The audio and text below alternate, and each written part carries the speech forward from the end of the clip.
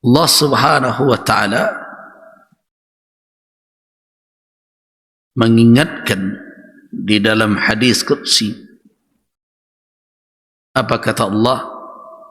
Ana ar-Rahman, akulah ar-Rahman, kata Allah. Khalaqtur rahima, aku yang menciptakan rahim. Wa saqaqtu laha min ismi, aku ambilkan, aku berikan dari namaku itu nama untuknya. Rahim itu berasal dari nama Allah Ar-Rahman, Ar-Rahim. Jadi ketika diciptakan oleh Allah Subhanahu wa ta'ala, tempat manusia dikandung itu, Allah katakan nama tempat itu yang kita kenal rahim sekarang itu dari nama Allah Subhanahu wa ta'ala. Nah, karena itu Allah Subhanahu wa ta'ala menegaskan, "Faman wasalaha wasaltuhu wa man qata'aha battattuhu." Siapa yang menyambungnya, aku sambungkan dia. Maknanya sambungkan dia denganku. Wa man qata'aha, siapa yang memutusnya, battattuhu, aku putuskan pula dia. Nah, itulah yang tidak boleh untuk diputus, karena manusia sebenarnya tidak ada kemampuan memutusnya, karena bukan dia yang menjalin ikatan itu, Allah yang menjalin. Siapa yang terlahir dari rahim yang satu itu, tidak ada ikhtiar manusia padanya. Itu murni adalah ketentuan Allah Subhanahu wa ta'ala. Allah yang menetapkan. Nah, karena itu tidak boleh diputus. Nah, karena itu dibolehkan seseorang ketika dalam keadaan susah untuk meminta atas nama rahim tersebut, bukan dalam makna bersumpah, karena sumpahnya dengan Allah Subhanahu wa ta'ala.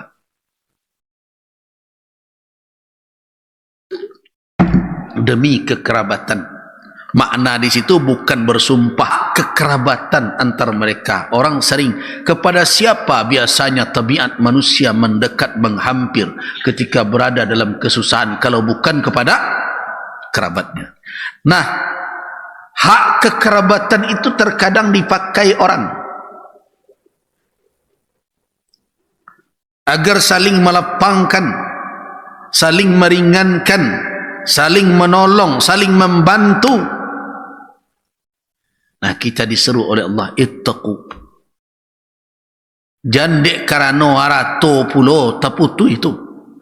Nah, hari ini kalau kita mau berbicara tentang kondisi masyarakat dengan kacamata yang jernih, tidak sedikit persoalan harta benda menjadi faktor penyebab putusnya ikatan rahim. Mau cari itu sesuku, mau cari itu saudara, kalaulah urusan pitih, habis. Nah, itu yang diperingatkan oleh Allah kepada kita semua. Ittaqul arham, takutlah kamu,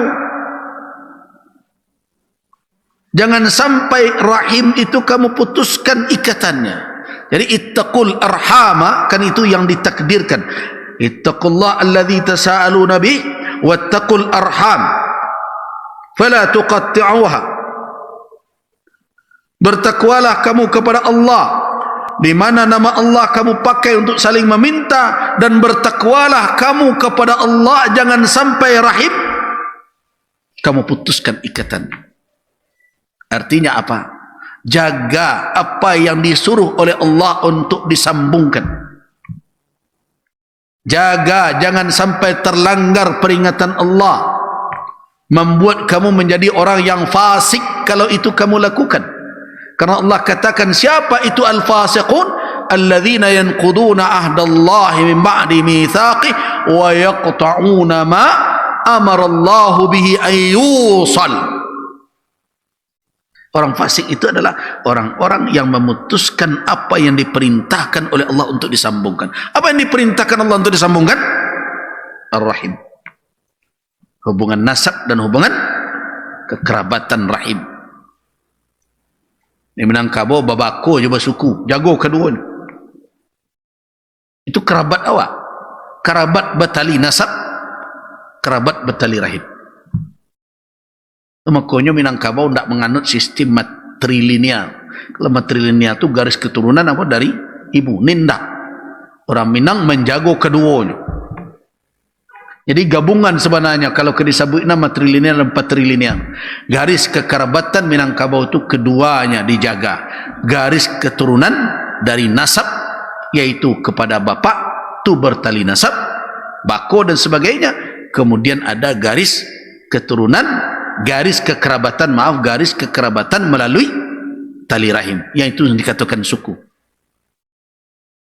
Itu kedua sisi itu adalah kerabah, kekerabatan. Kalau kita berbicara wa atidal qurba haqqah, berikanlah kerabat itu haknya. Kemana itu tertuju? Kepada kerabah dengan jalur nasab dan kerabah dengan jalur rahim. Jadi kalau Al-Quran mengatakan wa atidal qurba haqqah, berikan kerabat itu haknya, meliputi apa? Meliputi qarabah dengan jalur nasab dan qarabah melalui jalur rahim. Jadi Minangkabau keduanya terjaga tu, tali nasab dan tali rahim.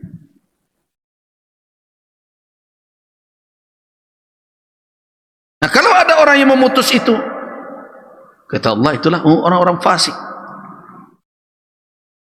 Al-fasiqun. Orang yang fasik, satu, membatalkan janji dengan Allah yang telah dia karang, telah dia buat. Yang kedua apa? Memutuskan apa yang diperintahkan oleh Allah untuk disambung. Yang ketiga, yufsiduna fil ardh, membuat fasad di muka bumi. Itulah al-fasiqun. Jadi kalau kita diperintahkan untuk menjaga diri kita, bertakwa kepada Allah, jangan sampai rahim diputus,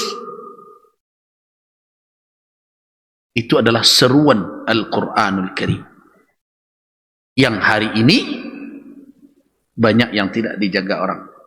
Perhatikan perkara ratu pusako berbagai macam. Orang antar kaum bisa parang ladiang. Sampai bila mana tanah tu ke dia awak? Nah, sampai bilo lah mati belian 2 kali semeter je yang kita pakai. Tapi ini sudah putus, ini sudah berserak, ini sudah bahaya besar apabila orang lebih mengedepankan apa? Harta duniawi dibandingkan dengan apa? Dengan apa yang diperingatkan oleh Allah Subhanahu wa taala. Nah, kalau ada orang yang berkata, ya kami jaga, kami takwa, kami hormati, kami perhatikan peringatan Allah. Ingat, jawaban-jawaban itu kepada manusia bisa dijadikan sebagai pencitraan. Iya, itu, ini. Dan kalau dia nasihati kan sering begitu. Lai, walau ke tidak lah.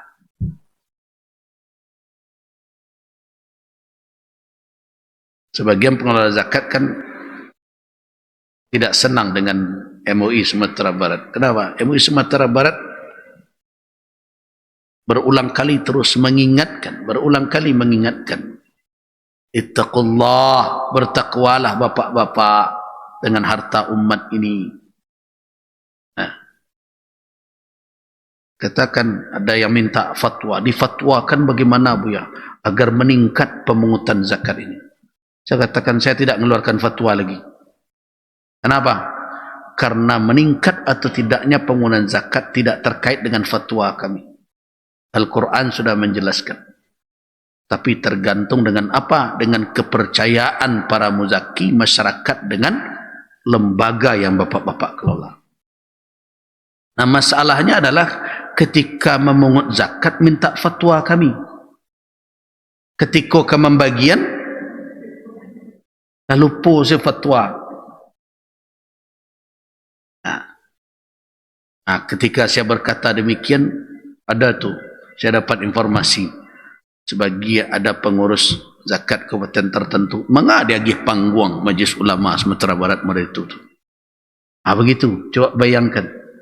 Pada apa kepentingan, apa yang didapat?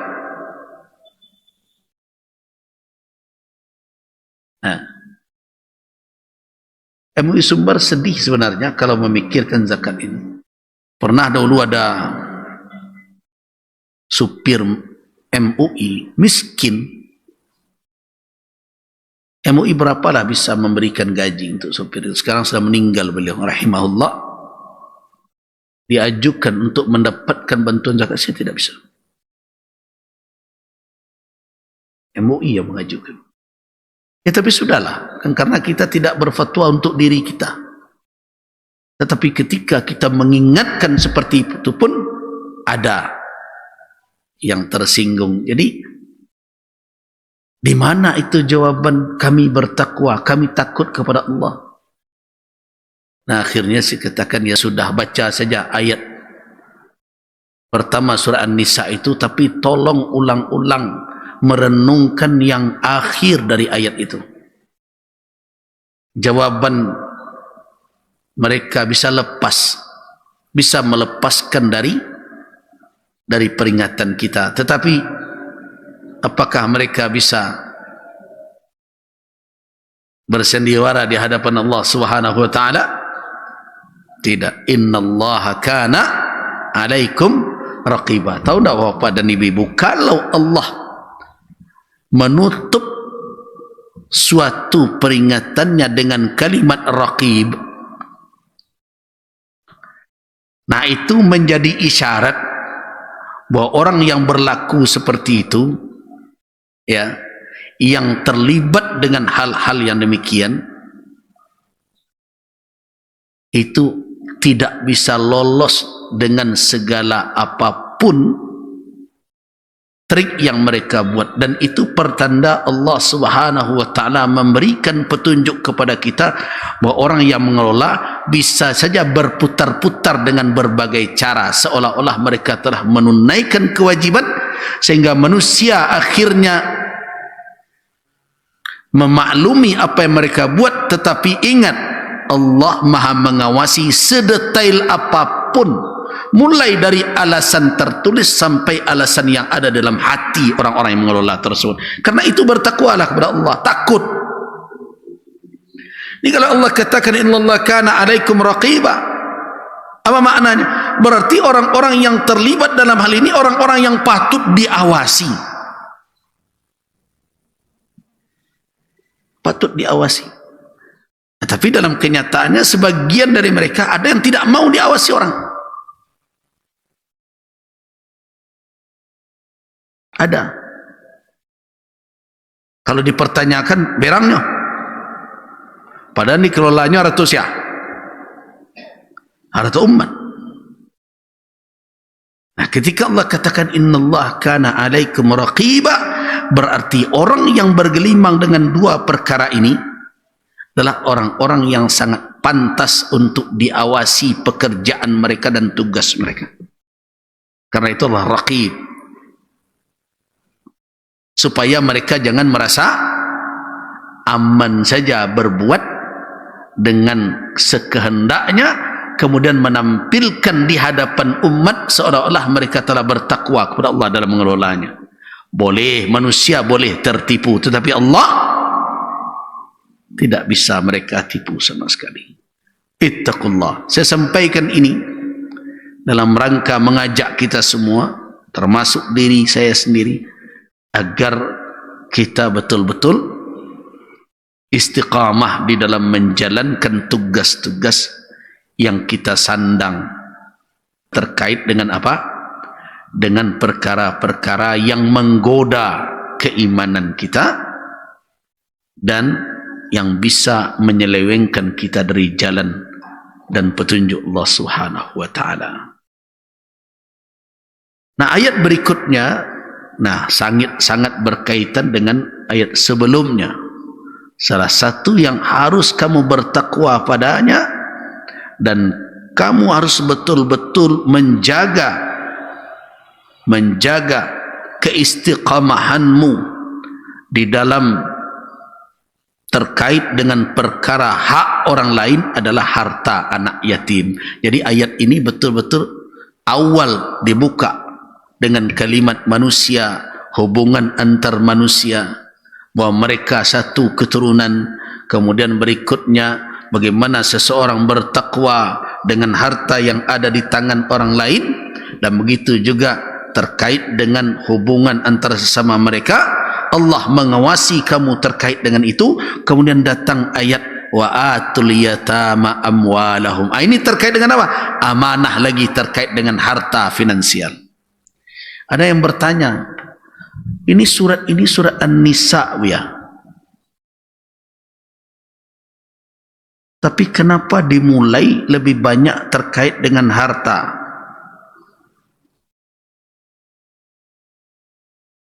Ada yang menjawab, karena urusan piti ku banyak ibu-ibu ku biar. Apakah begitu? Nantilah kita bicarakan nanti, insya-Allah.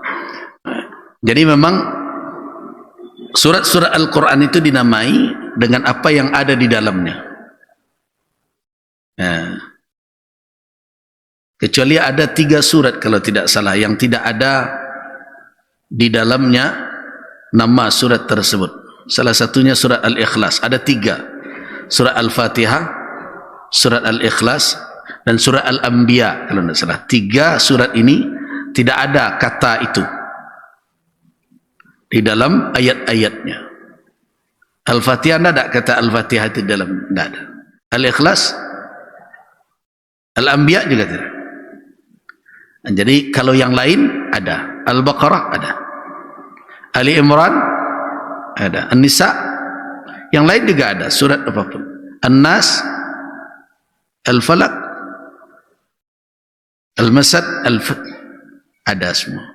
Al-Kafirun, Al-Kautsar, Al-Ma'un, semua nama-nama surat itu ada di dalam surat tersebut, kecuali ada 3 surat. Apa itu? Al-Fatihah, Al-Anbiya, dan Al-Ikhlas. Al-Ikhlas, ada tak kata Al-Ikhlas di dalam surat Al-Ikhlas? Tidak ada. Nah, memang ini ada pembahasan yang nanti terkait dengan An-Nisa. Tetapi apa hikmahnya perkara ini dibuka dahulu surat ini dengan hubungan kekerabatan manusia, jalur penciptaan dan keturunan manusia, dan bagaimana ikatan sesama mereka, dan apa potensi yang akan merusak ikatan itu. Ternyata potensi yang paling berat adalah harta benda.